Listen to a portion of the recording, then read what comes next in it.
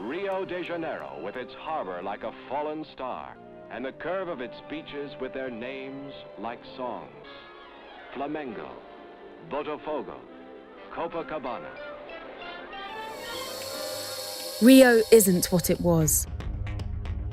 These days, it's a city emblematic of a country in trouble. There are signs of corruption everywhere.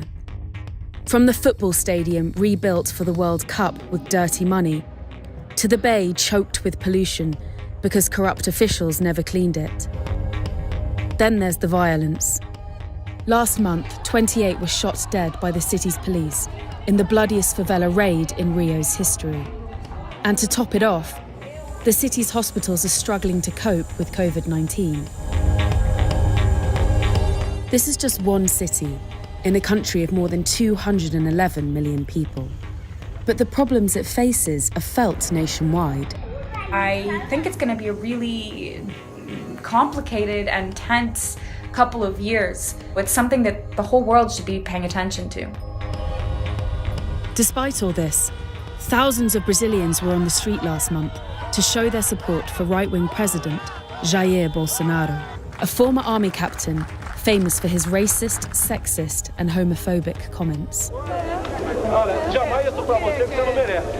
His actions are now threatening not only Brazilian democracy, but one of the world's most important natural resources. So why are his followers still so faithful? Bolsonaro! And could the country withstand another 4 years of his leadership?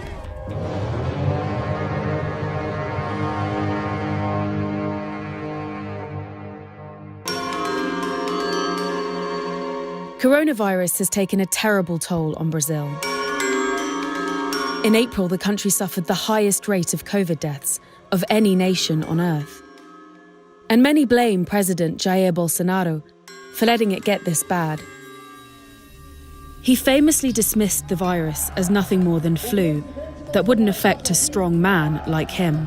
No meu caso particular, pelo meu histórico de atleta, caso fosse contaminado pelo vírus, não precisaria me preocupar. And as hospitals ran out of oxygen, he refused to order lockdowns and even joked the vaccine could turn people into crocodiles. Bolsonaro's early response to the COVID crisis was to shrug it off, to say that, COVID wasn't a big deal. And of course, that hasn't proved to be true. And COVID has killed 1 in every 500 Brazilians. The number is absolutely catastrophic. Despite this, in the early months of the pandemic, Bolsonaro's popularity soared. This was because his government issued emergency payments to keep people out of poverty. It was one of the biggest welfare programs in Brazil's history. Without it, the number of people living on the breadline would have more than doubled.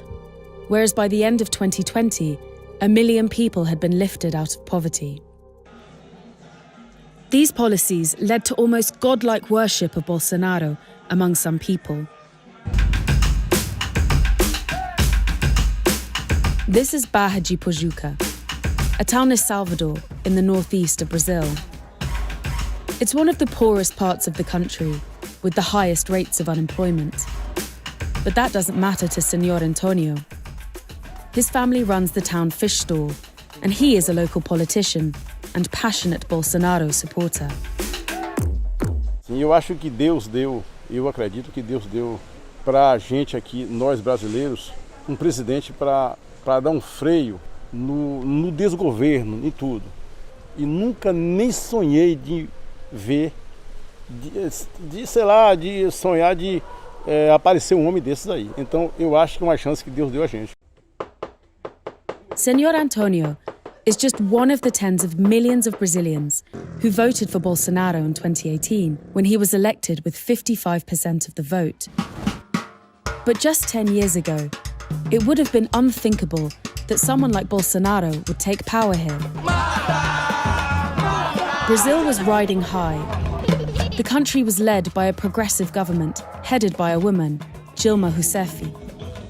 It was slated to host the upcoming World Cup and Olympics, and touted as a future economic powerhouse alongside the other BRICS economies, Russia, India, China and South Africa.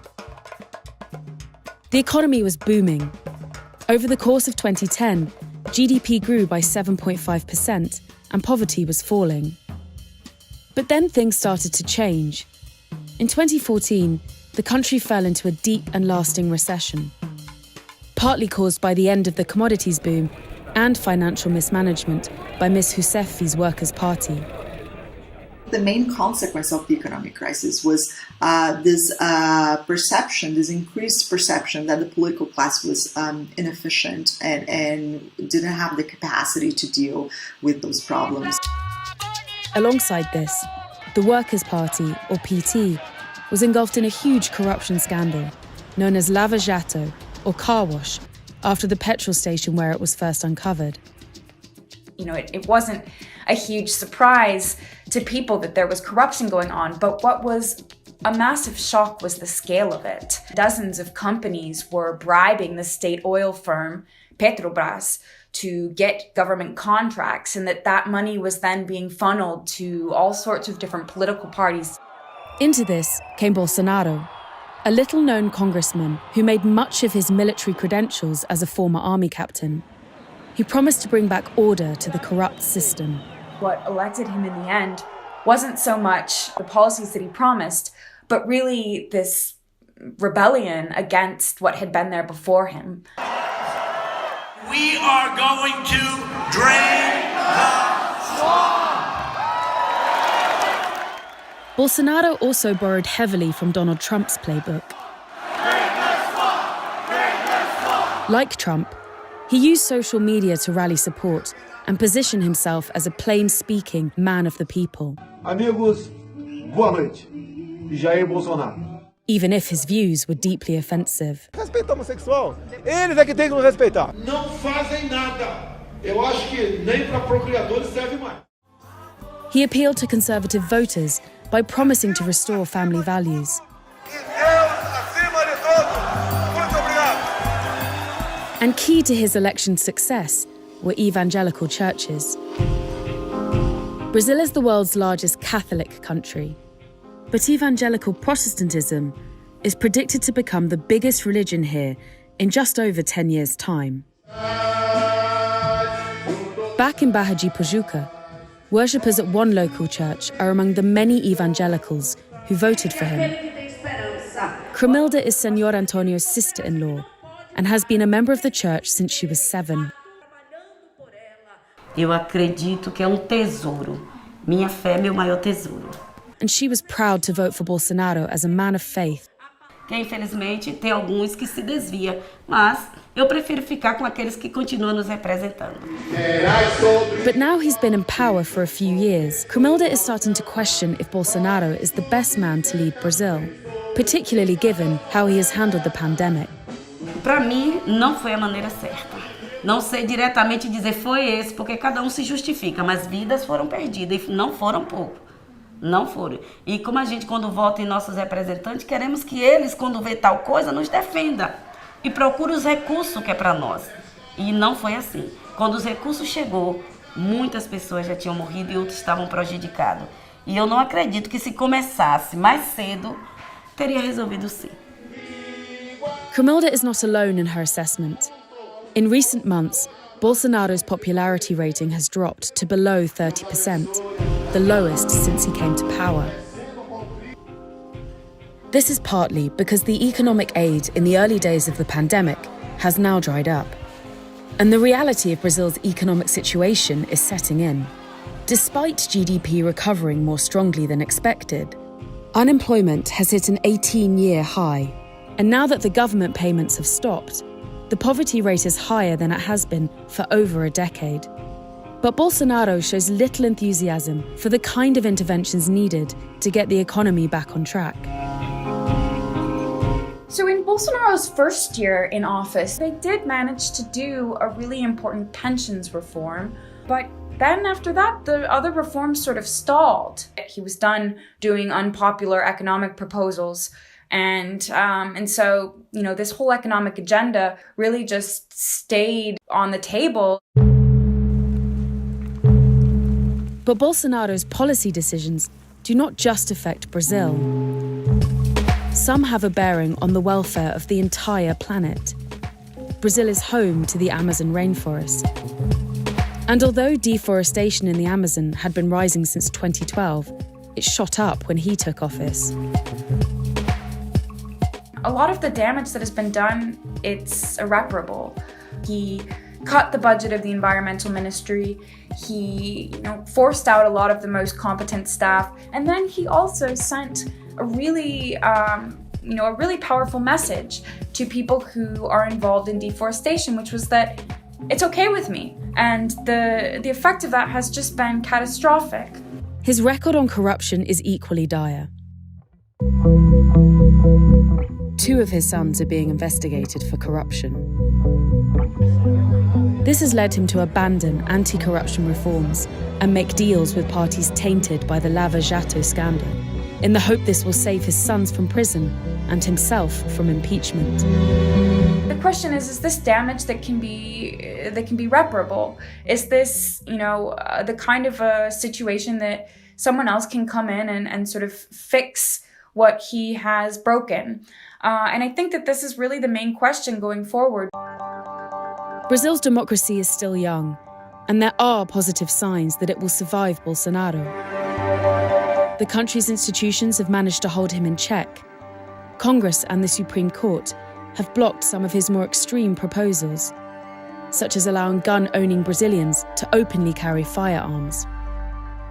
And the pandemic has left him looking particularly vulnerable.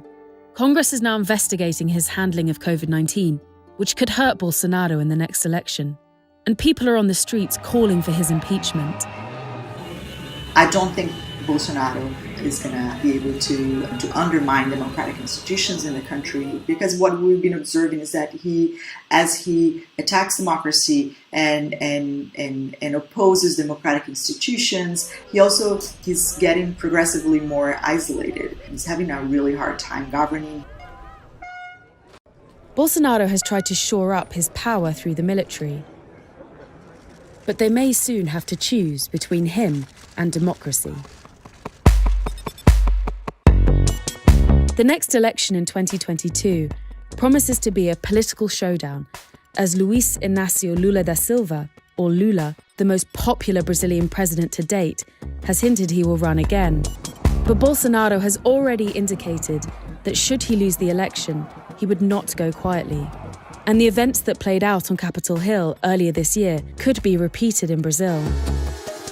When you ask, could what happened in the US at the Capitol building happen in Brazil? I think the answer is absolutely.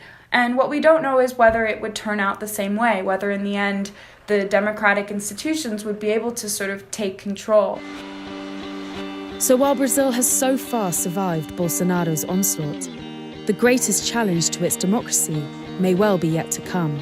And those on the ground are simply praying that things will get better. His legacy is going to be, a tragic one. I hope that it's one that Brazil can recover from, that, Brazilian institutions can start to pick up the pieces and heal from this. I think they will, but I think it's going to be a really complicated and tense couple of years. And, it's something that the whole world should be paying attention to.